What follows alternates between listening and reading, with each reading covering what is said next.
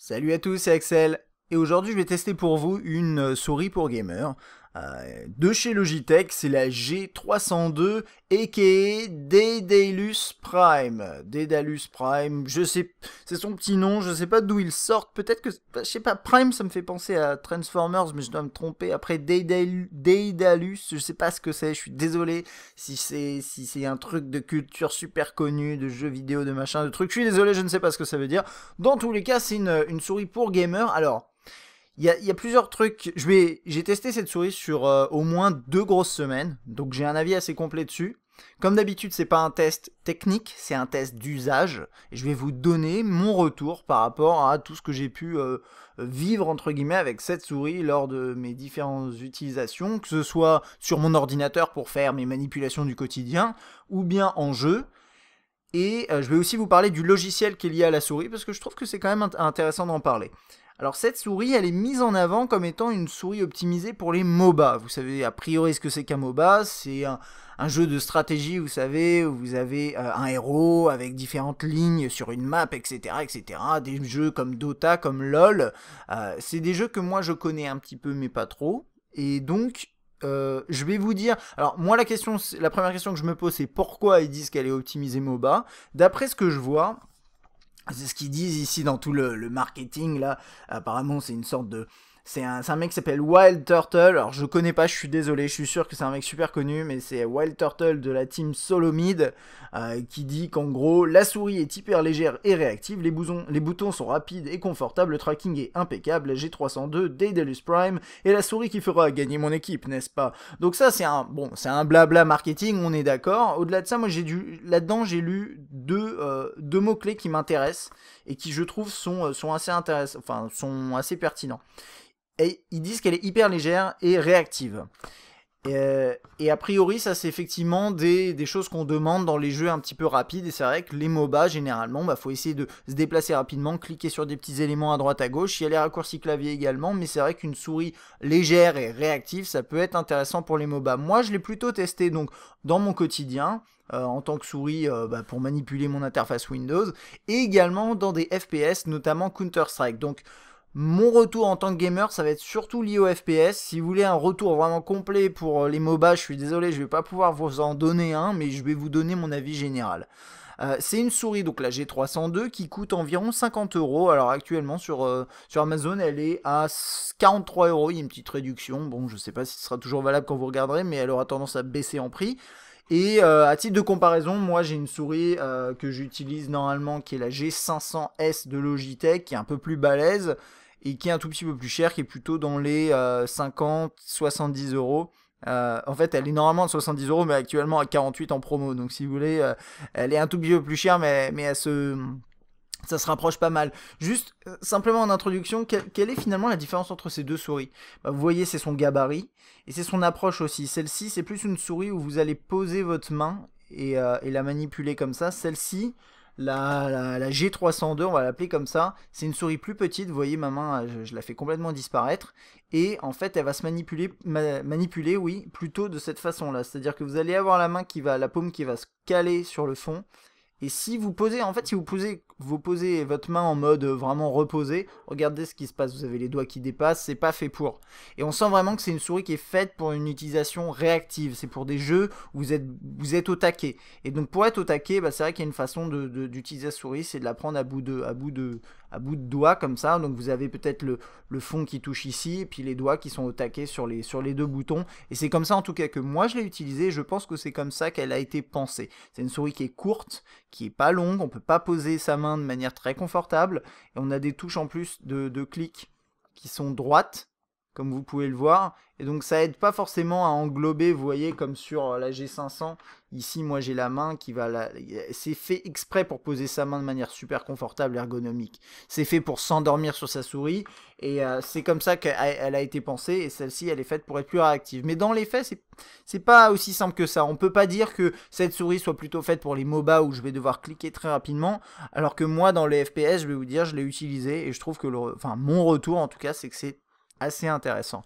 Et je vais vous expliquer pourquoi. Alors je l'ai testé pour info sur un Funk, le Funk qui est en vidéo sur Axel Gaming, et je vais vous la mettre maintenant sur un fond blanc pour que vous la voyez un petit peu mieux. Donc j'ai une petite feuille de papier un peu à l'arrache. Alors ce qui est important de noter au niveau des specs, je ne vais pas vous lister tous les trucs, ça m'intéresse honnêtement pas. Si ça vous intéresse, regardez la fiche technique. Il y a 2 éléments à noter, c'est qu'elle est capable d'aller de 240 dpi à 4000, avec la possibilité de configurer 5 étapes dans le logiciel, avec un bouton ici, et je vais vous montrer ça dans les détails, vous inquiétez pas, mais qui permet de basculer rapidement d'une résolution à une autre. Ensuite, vous avez, alors bon, je vous donne les chiffres, accélération max, on est à 20 G cube, G carré, pardon, je sais absolument pas ce que ça veut dire, et je vais vous dire, moi je m'en fous de toutes ces données-là, ce qui importe c'est qu'est-ce que je ressens à l'utilisation. Mais je vous les donne si vous voulez, vitesse max, 3 mètres par seconde carré, ok, super, je sais pas ce que ça veut dire. Et ensuite, ce qui va être intéressant de noter également, c'est l'USB. Alors, c'est du USB 2.0 et elle a besoin d'un USB alimenté. Alors, la question que je me posais, c'est est-ce que si elle n'est pas alimentée, du coup, qu'est-ce qui se passe? Est-ce qu'il y a juste la lumière qui s'affiche pas ou est-ce qu'elle fonctionne moins bien? Je ne sais pas. Mais en tout cas, bon, si vous utilisez ça sur un PC de gamer, vous n'aurez aucun souci par rapport à ça. A priori, à part si vous avez un problème d'alimentation avec un hub USB qui est trop blindé, ce genre de choses. Donc bon, à vérifier, mais une souris comme ça ne consomme pas beaucoup. Ok. Maintenant, on va se mettre plus en détail sur le petit mulot et on va la regarder sous ses moindres détails. Première chose à noter, dans la boîte, vous avez vraiment rien d'intéressant. Hein. Je vais même pas l'ouvrir pour vous, il n'y a rien d'intéressant. Vous avez la souris, un pauvre manuel d'utilisation et surtout ça va vous dire allez sur internet télécharger le logiciel et donc vous prenez pas la tête, il n'y a rien d'intéressant à noter là-dedans. Alors, première chose, le câble. Le câble, c'est pas du câble gainé. Moi, personnellement, ça me gêne un peu parce que j'ai l'habitude d'utiliser des câbles gainés. Il a l'air assez de bonne qualité, mais je le sens quand même... je sens qu'il pourrait avoir des torsions, vous voyez un peu le délire, il se tord, à force de se tordre, il commence après à se craqueler, puis après vous avez le câble qui est libre, etc., qui est visible derrière. Alors bon, moi ça c'est le genre de choses, ça me déplaît un peu, j'aurais aimé un câble gainé sur une souris comme ça, je sais, c'est une souris à 43€, 50€, ça reste assez cher pour une souris quand même, donc j'aurais apprécié quand même d'avoir un câble gainé. Bon, ensuite au niveau de la forme, elle est comme ça, vous voyez, c'est une petite souris, hein, vraiment, hein, vous la voyez dans ma main, là, je peux la recouvrir intégralement. On a le clic gauche, le clic droit. Les touches sont plutôt droites. À mettre en comparaison, hein, encore une fois, c'est la seule que j'ai pour vous montrer, mais c'est la G500S qui a une zone de clic qui est vraiment bombée, avec ensuite une zone ici qui sert à rien. Là, vous avez vraiment un clic qui est directement accessible comme ça. Ça me fait penser peut-être un petit peu à c'est comment ça s'appelle la Death Adder de Razer. J'ai pas testé hein, donc je peux pas vous en parler, mais qui paraît qu'il est pas mal. Mais je crois que vraiment les boutons de clic sont un petit peu similaires. Sur la Death Adder, il me semble qu'il y a un léger relief. Là par contre, c'est vraiment plat. Enfin, pas tout à fait plat, mais vraiment assez plat quand même. Vous le voyez ici. Toc. Ok. Ensuite, on a la molette qui est très basique, qui fait pas trop de bruit, qui est assez réactive et qui est pas, elle n'a pas la possibilité de passer en mode libre, hein, comme sur par exemple la G500S et d'autres souris. Personnellement, ça m'a pas trop gêné, mais c'est vrai que pour certains usages, ça peut être intéressant de l'avoir en mode libre. Vous avez la touche ici qui permet de basculer rapidement d'une résolution à une autre, d'un DPI à un autre, et donc ça peut être pratique si vous les configurez de façon à avoir peut-être un DPI différent si vous snipez, ou si vous faites telle ou telle chose dans une interface d'un jeu, peu importe, vous pouvez configurer rapidement et basculer de l'un à l'autre, vous pouvez en définir 5, et on regardera l'interface pour faire ça un tout petit peu après. Vous avez le petit logo Logitech, alors de la série G, qui s'illumine et c'est en bleu et vous avez des lumières sur le côté. Alors là il y a un effet de respiration et vous verrez dans l'interface on peut le configurer. On peut pas changer la couleur, c'est forcément bleu. Par contre vous pouvez demander à ce qu'elle s'allume juste pas ou qu'il y ait un délai dans l'affichage, enfin que ça s'allume pendant peut-être 30 minutes, quelque chose comme ça, et après quand vous l'utilisez plus ça peut s'éteindre, c'est ce genre de choses. Sur le côté, vous les voyez peut-être pas très bien, mais on a les touches classiques, retour, enfin c'est comme ça que c'est présenté, mais enfin c'est retour et suivant, donc vous les utilisez de cette façon là, et ça c'est des touches qui sont personnalisables bien entendu, mais au-delà de ça c'est tout ce qu'on a comme touche. Après la molette peut être cliquable bien entendu. Alors quand vous voyez effectivement sur la boîte ou sur le site internet 6 boutons personnalisables programmables, oui, et en même temps, 1, 2, 3, 4, 5, 6, quoi. Donc ça fait, ça c'est déjà utilisé, vous pouvez le personnaliser si vous voulez, mais ce serait débile d'enlever la fonction de gestion de la résolution. Ça, le clic éventuellement, mais c'est peut-être pas trop utilisé. Ça, vous y touchez pas. Et ça, éventuellement. Donc finalement, sur cette souris, il n'y a que ces deux touches-là qui sont personnalisables à proprement parler pour le jeu. Par exemple, moi, je les ai configurées dans Counter-Strike pour sortir la flash et la smoke. Mais après, dans un MOBA, vous pouvez régler bien sûr d'autres choses, etc., etc. Le seul truc, c'est que vous en avez que deux finalement qui sont personnalisables. Donc il va falloir plutôt compter sur votre clavier a priori pour l'utiliser. À l'arrière, donc c'est une souris laser, hein, je vais pas, voilà, vous imaginez bien. On voit les deux pads ici, il y en a deux. Ils glissent plutôt bien, j'ai pas constaté de problème particulier. Bien sûr, je l'ai pas utilisé 1 an, 6 mois, enfin ce genre de durée, donc je peux pas vous en parler sur le long terme. Je l'utilise aussi sur un tapis de souris qui glisse bien. C'est plutôt un tapis de souris réactif. Donc avec cette souris là, donc ça me permet d'être très très réactif. Mais c'est des pads qui glissent bien. Et on peut les changer a priori sans trop de soucis, ils ont l'air de se décoller assez facilement au final. Et bon, comme d'habitude, il y a pas mal de poussière qui vient se loger, enfin ça c'est un classique, vous pouvez nettoyer ça comme vous voulez, mais bon, voilà, ça c'est un classique sur les souris, il n'y a pas vraiment grand chose à dire là-dessus. C'est une souris qui, pour être honnête, voilà, en passant d'une G500S à ça, j'ai eu un petit peu de difficulté au début à comprendre comment Logitech voulait que je la prenne en main. C'était un peu compliqué pour moi, je savais pas s'il fallait que je pose ma main comme ça ou s'il fallait que je fasse comme ça. Et finalement, je me suis retrouvé à l'utiliser de cette façon-là. Et pour ceux qui se posent la question, est-ce qu'au bout d'un moment on est crispé? Bah franchement non, pas vraiment. Je sais que ça c'est plus une question de vous.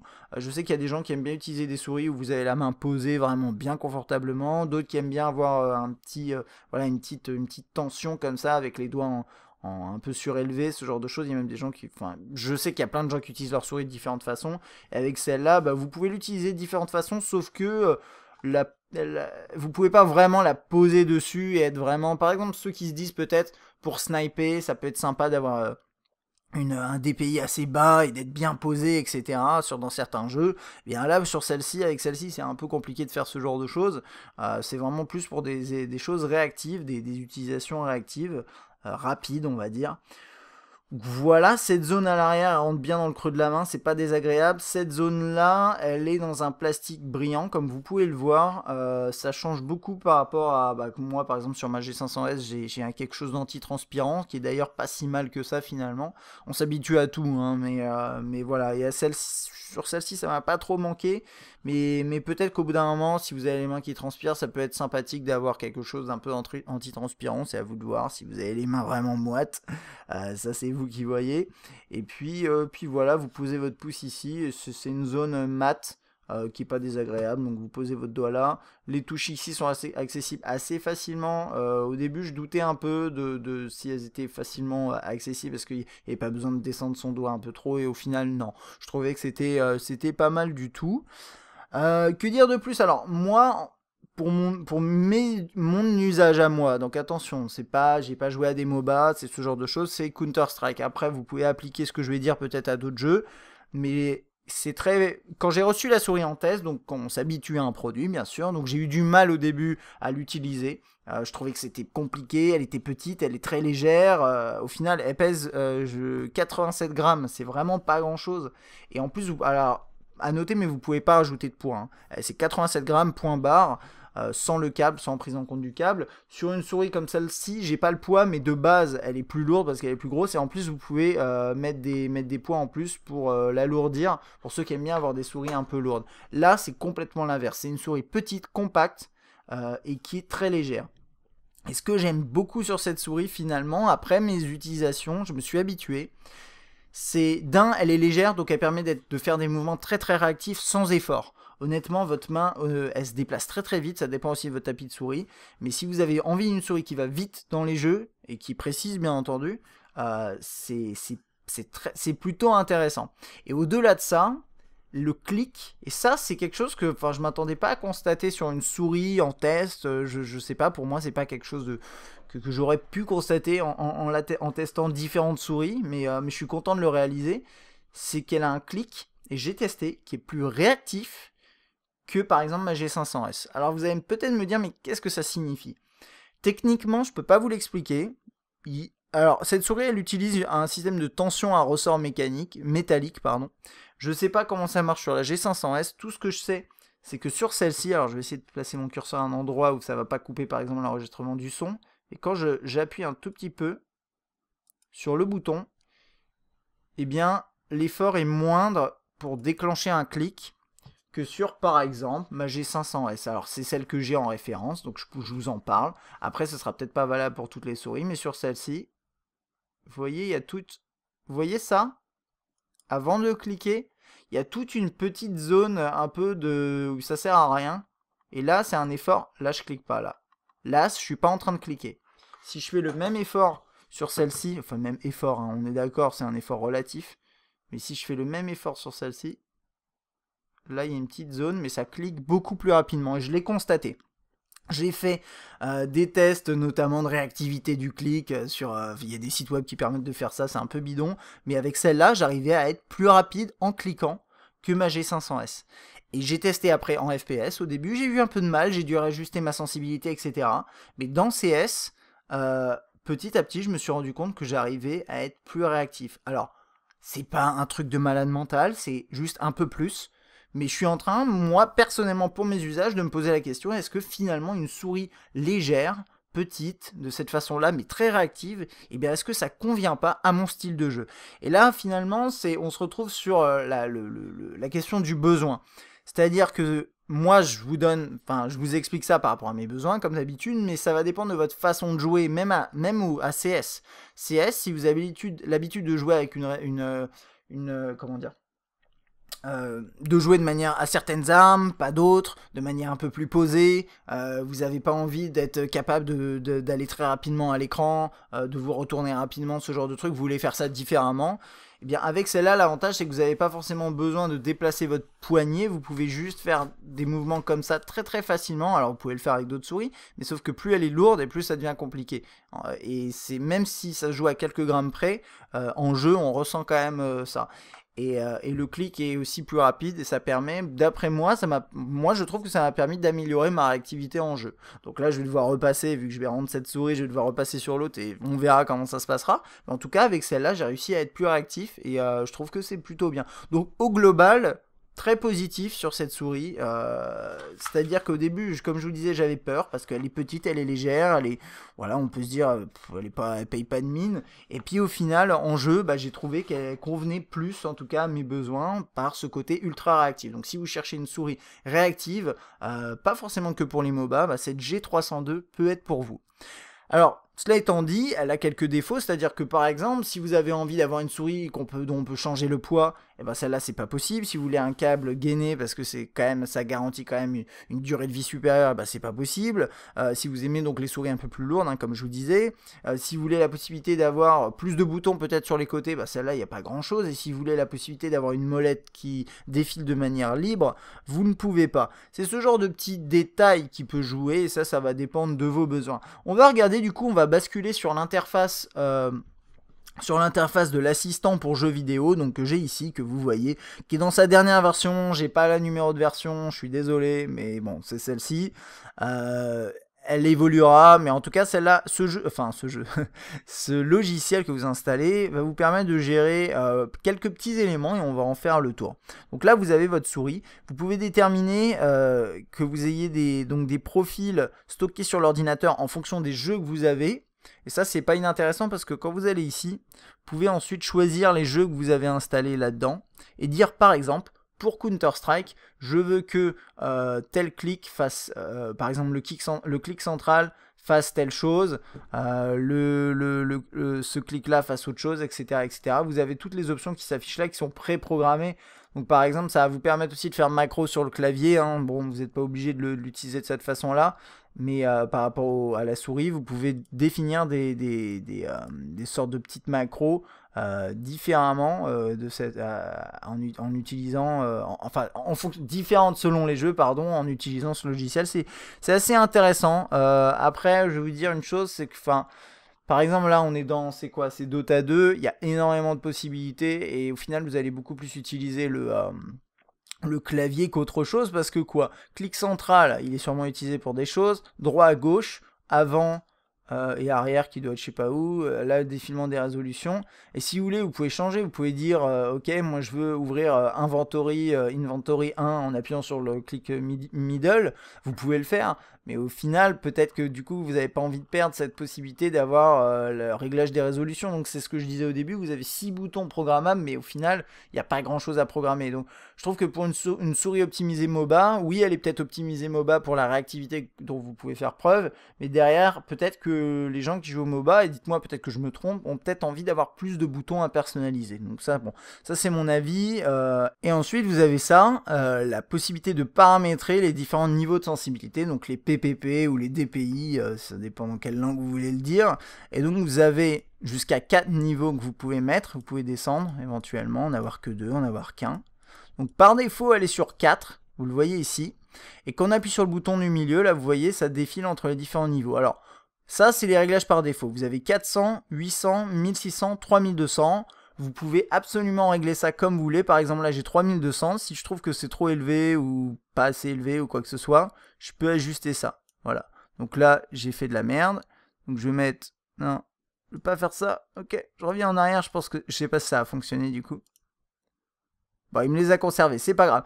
Donc là, vous voyez, vous pouvez défiler. Et là, par exemple, si je trouve que c'est un peu bas, je peux le faire remonter. Alors forcément, un niveau pousse l'autre, hein, vous l'avez vu.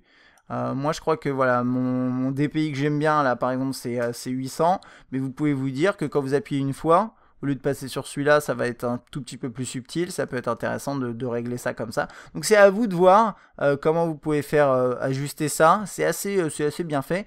Et puis ensuite, après, vous avez le taux de rapport. C'est le taux de rapport par seconde. C'est le nombre de fois que la souris va interagir avec votre ordinateur par seconde. Par défaut, c'est 1000. Vous pouvez tester de baisser ça pour voir si ça change quoi que ce soit pour vous, pour éventuellement limiter l'impact sur les performances. Mais honnêtement, je pense pas que ça joue beaucoup. Donc à vous de voir. Moi, je le laisse sur 1000. Et vous pouvez activer l'accélération. Enfin bon, ils disent améliore la précision. Je suis pas vraiment d'accord, mais bon. Et ensuite, alors il y a un truc assez bizarre quand vous passez dans le logiciel et que vous changez dans les options, ça va foutre un peu le bordel, voilà, avec vos DPI. Et ensuite, vous avez les paramètres d'éclairage. Alors là, vous avez de base l'effet pulsation, logo ou non. Alors je vais vous montrer ce que ça donne, vous allez voir la souris, je vais essayer de vous mettre ça au montage, avoir à la fois le logiciel et la souris. Donc ça c'est par défaut l'effet pulsation, logo, luminosité au max. Moi je peux régler ça, descendre ici la luminosité, donc vous n'avez plus du tout de pulsation. Ensuite je peux la mettre par exemple au milieu, ça donne ça. Voilà. Je vais la laisser au max, vous pouvez enlever la pulsation si vous n'aimez pas ça, donc ça fait une lumière permanente. Pulsation en fait c'est une sorte d'effet respiration. Hein. Et ensuite si vous avez désactivé ça, vous pouvez ensuite gérer la luminosité de chaque élément, donc soit logo, soit les côtés. Donc le logo si vous voulez vous pouvez le mettre noir, enfin pas allumé, vous pouvez également la mettre toute noire. Donc ça donnerait ça. Si vous n'aimez pas le côté lumineux, vous pouvez le choisir de ne pas l'avoir.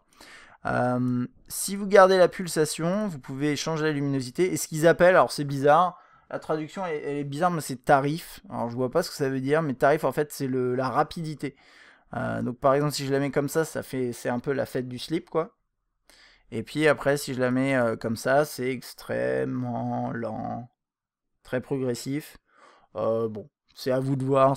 Pour moi c'est gadget hein, tout ça, c'est assez fun, mais le fait qu'elle s'allume, ça... Personnellement, ça ne va pas perturber. Quand vous jouez, vous ne regardez pas votre souris, a priori. Donc voilà, moi je trouve que c'est vraiment juste pour le fun. Et vous avez une minuterie si vous voulez. Vous pouvez dire, ok, au bout de 30 minutes d'inactivité, ou je sais pas trop combien, vous pouvez désactiver ça. Et puis après, vous avez ça. Alors ça, franchement, ça c'est pur gadget. Ça vous permet simplement d'avoir des stats sur vos utilisations. Donc là, je suis en train de l'utiliser. Et il faut activer le logiciel. Si vous ne l'activez pas, ça ne marche pas. Donc là, il est activé. Je fais stop et ensuite je vois les stats. Alors apparemment j'ai plus appuyé sur cette touche là. Bon ça c'était un test. Ça vous permet d'avoir des stats tout simplement sur comment vous utilisez votre souris. En toute franchise je trouve que ça sert absolument à rien. Mais à vous de voir si ça vous sert. C'est ce qu'ils appellent la carte thermique. Normalement ça on l'avait aussi sur l'Apex. Sur un clavier c'est un peu plus pertinent à mon avis.